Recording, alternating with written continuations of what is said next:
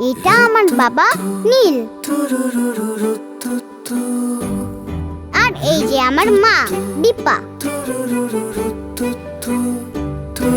আর একজন আছে আমার আন্টি নেহা।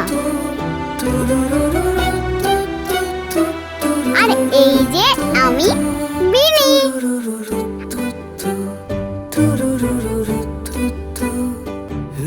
আমাদের গল্প নিয়ে তোমাদের সাথে দেখা হচ্ছে সিনেমা হলে।